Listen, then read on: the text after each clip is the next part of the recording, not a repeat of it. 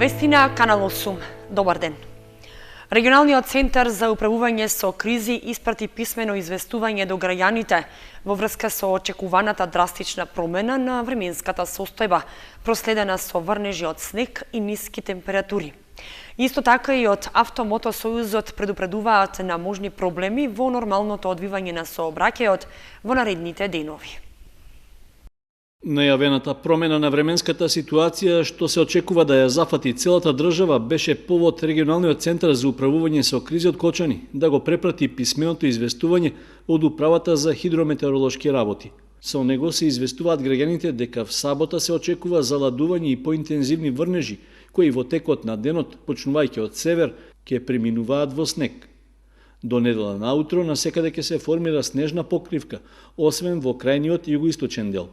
На планините во западните делови се очекува повеќе од 50 сантиметри нов снег, а на повеќето пониски места снежната покривка ќе изнесува од 10 до 20 сантиметри.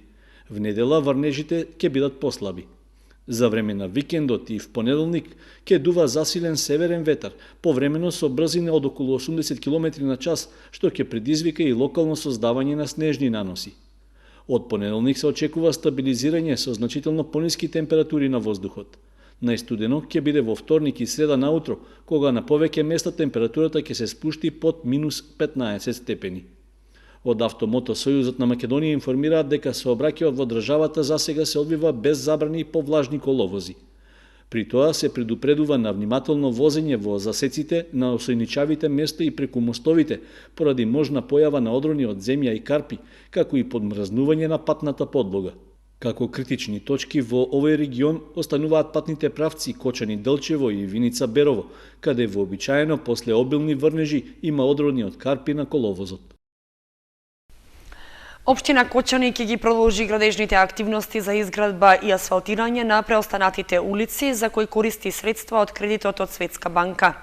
Во моментот, подготвени да добијат асфалтен слој се 3 сообраќајници во градот, а нивното комплетирање ќе зависи единствено од временските услови во наредниот период. Во завршна фаза пред асфалтирање се дел од улиците кои влегоа во планот на локалната самоуправа на Кочани уште минатата година. Се работи за најавената изградба на десетина улици во градот и во населбата Оризари, на кои граѓаните чекаат повеќе децении, а за чие комплетирање се користат средствата од кредитот од Светска банка. Градежната механизација и работниците на фирмата Euroink од Гевгелија, која е изведувач на работите, веќе го финиширале поставувањето на тампонот врз кој ќе се постави асфалтниот слој, а во моментот се дотерува нивелирањето на шахтите и другите елементи од канализацијската мрежа за фекална и атмосферска вода. Според представниците на општинската власт, градежните работи се досега се одвивале според планираната динамика, па ако дозволат временските услови, така ќе се продолжи и понатаму. Дел се веќе асфалтирани, за оние што не се завршени се продолжуваат активностите. Сезоната и овој период ни иде на рака да може да се работи и во моментот се работи на 3 улици се во Прокарка, едната улица, другата е Ѓорче Петров и Пиринск. Се припремат веќе за асфалтирање, во колку временските услови, меѓутоа најавуваат веќе намалување на температурите. Во колку дозволат температурите, во блиска иднина се очекува дека ќе се асфалтират и овие улици. Истовремено со изградбата на улиците, континуирано се одвиваат и активности за крпење на оштетувањата и ударните дупки на коловозот.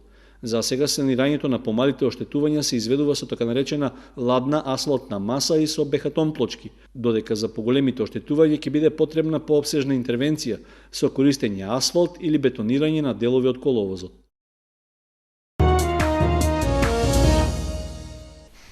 Од 1000 регистрирани земјоделци од 3 општини Кочани, Чешиново, Блешево и Зрновци, само 36 поднале барање за паушално оданочување во 2015. УЈП ги повикува земјоделците да ги пријават остварените приходи на време, а не да се чека последниот рок 31 јануари. дека секогаш се чека работите да се завршат последниот ден, потврдуваат и податоците од Управата за јавни приходи Кочани, дека од околу 1000 регистрирани земјоделци во трите општини Кочани, Чешиново, Облешево и Зрновци, барање за паушално оданочување за минатата година поднеле само 36. Од УЈП ги повекуваат земјоделците дека најдоцна до 31 јануари 2016 на шалтерот во УЈП треба да се поднесат образците, пријава за регистрација на обврзниците кои остваруваат приходи од земјоделска дејност и барање за паушално оданочување на остварени приходи од земјоделска дејност. Без разлика дали земјоделството представува основна дејност на земјоделецот или ја врши како дополнително занимање, регистрацијата за паушално оданочување им овозможува персоналниот данок да го плаќаат еднаш во годината и да немаат дополнителни трошоци за водење на деловни книги, додаваат одговорните во УЈП. Ако пак веќе се регистрирани во УЈП и им е доделен даночен број како вршител на земјоделска дејност, треба да поднесат само барање за паушално оданочување на остварени приходи од земјоделска дејност. Доколку пак земјоделието представува основна дејност, во тој случај земјоделецот има целосно ослободување од персонален данок, доколку приход во 2015 година изнесува до 300.000 денари. Доколку приходите кои ги остварили се движат над 300.000 денари до 1.300.000 денари, предвидени се даночни олеснувања во висина од 80% од остварениот приход, односно ќе платат данок само на 20% од остварените приходи. Ослободување од плаќање на данок на доход имаат за субвенциите кои им ги доделила државата. Агенцијата за вработување ја продолжува програмата за самовработување за што обезбедува неповратна финансиска помош. Рокот за пријавување тече, а невработените лица кои на овој начин ќе најдат работен ангажман ќе добијат средства за опочнување на бизнисот и дополнителна помош за обука. Невработените активни баратели на работа кои имаат идеја за отворање собствен бизнис поврзан со старите занаети, ќе можат да аплицираат на огласот на Агенцијата за вработување во рамки на програмата за самовработување. Според условите во програмата, од државата тие можат да добијат соодветна финансиска помош со која ќе ја стартуваат собствената бизнис идеја. Директорот на агенцијата, Владко Поповски, представувајќи ја оваа мерка во регионот, рече дека се работи за поволна можност за невработените да обезбедат екзистенција, а истовремено да се спасат од заборав за наетите на кои им се заканува изумирање. Оваа година за прв пат ќе финансираме и стари занаети, така да 6 стари занаети опфативме за оваа година, со тоа што покрај што ќе добијат пари од 3000 евра грант, значи неповратни, ќе добијат бесплатна обука за бизнис. Воедно ќе се добие и дополнителни средства за обука за водење поготово на овие стари занаети, значи комплетно. За оние што ќе достават апликација за и ќе бидат прогласени овие бизниси за брзорастечки бизниси, односно идеи кои што се одржливи, покрај 3000 евра ќе добијат дополнителни 2000 евра, односно 5000 евра вкупен грант за отварање на бизнис. Според Поповски се работи за неповратни средства во вид на опрема и репроматеријали, при што за почеток доволно е заинтересираните да поднесат само апликација во Центарот за вработување, пошто ќе бидат повикани на обука. Потоа ќе може да се пополни прашалник по кој кандидатите ќе се бодуваат, а најдобрите ќе имаат обука за бизнис. Освен за стари занаети, Поповски најави и можност за вработување на оние што поседуваат компјутерски вештини. Ќе биде реобјавен огласот за CAD или за оние цртачки вештини или графички вештини, со тоа што се добива, да кажеме, ваучер кој што вреди некаде 850 евра и ќе можете бидете обучени за побарувани, значи знаење на пазарот на труд и да бидете утре вработени. Веќе оние што се на обука за јава и за тоа ќе има за кратко време реобјава, веќе се повикани од странска компанија на разговор и дел од нив веќе прифатиле да бидат вработени во таа странска компанија, со тоа што е еден добар мотив за оние што се размислуваат за јава, за .NET или за CAD да се пријават на нашите огласи, со тоа што додека се на обука ние им обезбедуваме интервјуа со компаниите, веќе се договарат понатака дали сакаат или не сакаат да работат со тие компании. Поповски рече дека подетални информации за условите на програмата за самовработување заинтересираните невработени можат да добијат во работниот клуб на Центарот за вработување во Кочани или пак на официјалната веб страница на Агенцијата за вработување.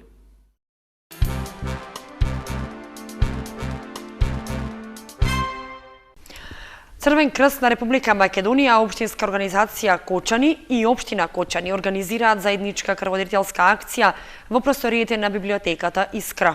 Отворена е за вработените во општинската администрација и за граѓаните. Општинската организација на Црвениот крст Кочани и општината во заеднички хуманитарни активности. На 21 јануари во просториите на библиотеката Искра организираат воредна крводарителска акција, во која крв ќе може да даруваат вработените во општинската администрација и граѓаните на Кочани.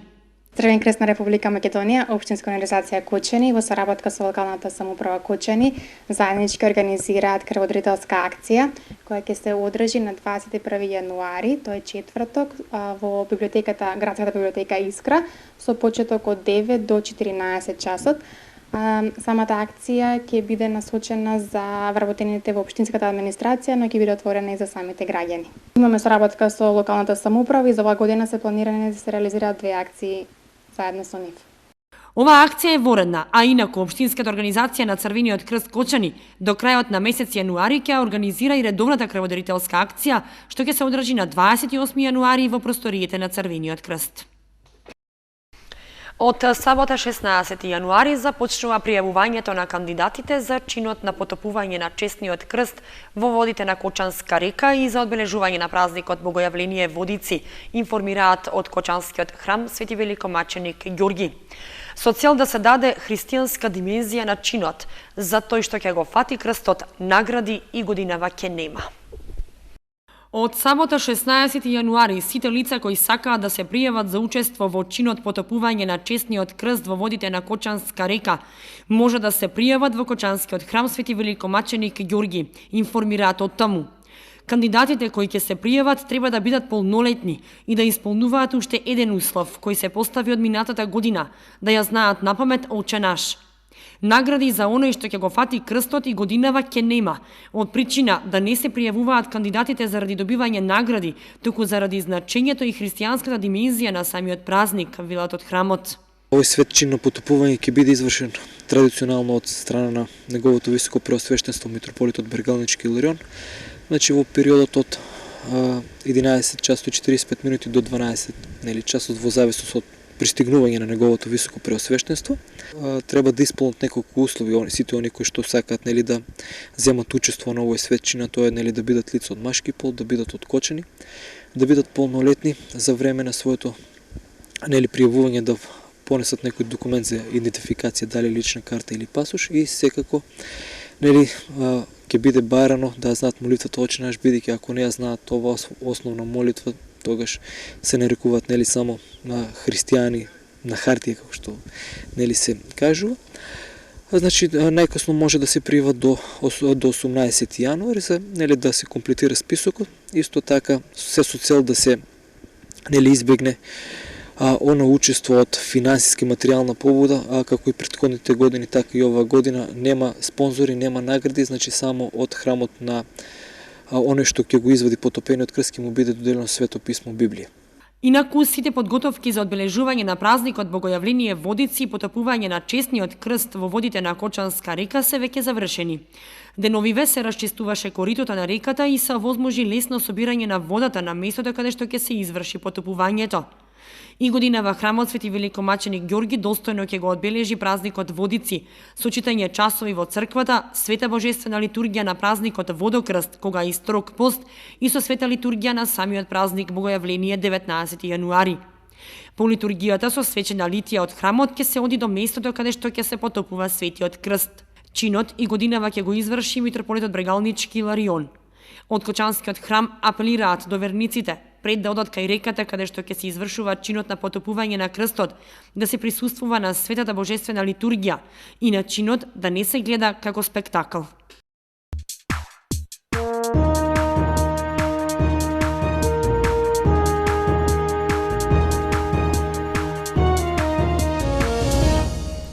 Следува информацијата од спортот. Локалната самоуправа оваа година финансиски ќе ги поддржува спортските активности за кои постои законска можност тоа да го прави. Поради тоа, клубовите и професионалните спортови нема да можат да добијат пари од општинскиот буџет. Спортските клубови од општина Кочани годинава не треба да очекуваат дека ќе добијат пари од буџетот на локалната самоуправа, туку ќе мора своето работење и учеството во правенствата да го финансираат од други извори.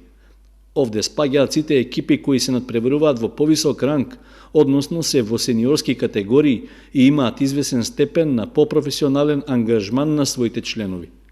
Објаснувањето на општинската власт за ваквиот став е дека треба да се почитуваат одредбите во Законот за локална самоуправа, каде немало нагласено дека парите од буџетот можат да се даваат за спортски клубови, туку само за спортски здруженија, сојузи, масовен и училишен спорт, како и за одржување на терените. Според првиот човек на општината, со таквата политика ќе се продолжило и во текот на 2016-та, како што се правило и досега. Сите кои што ги имаме активности секоја година и оваа година ќе се поддржуваат. Меѓутоа, поентата ја даваме на ова што го реков, одржување на терените. Прв е градскиот стадион кој што одржува фудбалскиот клуб Осогово, масовните спортови, училишниот спорт, тука сме едни од водечките у државата. Додека за професионалниот спорт и за оној спорт кој што е по клубовите, ние не можеме да помагаме. Ќе помагаме ново формираните клубови додека застанат на нозе. Како што и помагаме кошаркарски клубови, како што помагаме сега имаме формиран нов ракометен клуб. Тие ќе помагаме и натаму.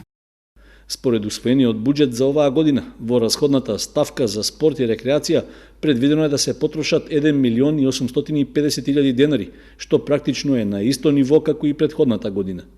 2/3 од овие пари се наменети за субвенции и трансфери кон спортските здруженија, а остатокот за одржување на терените за спорт и рекреација.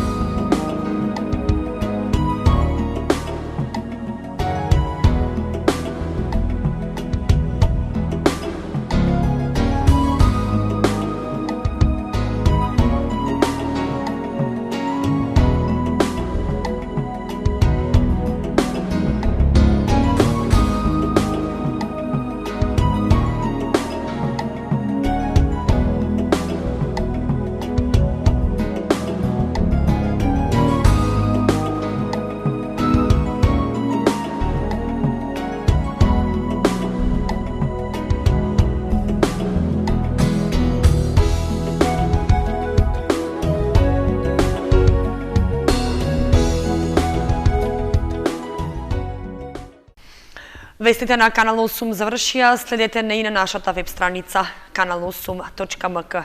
Довидување.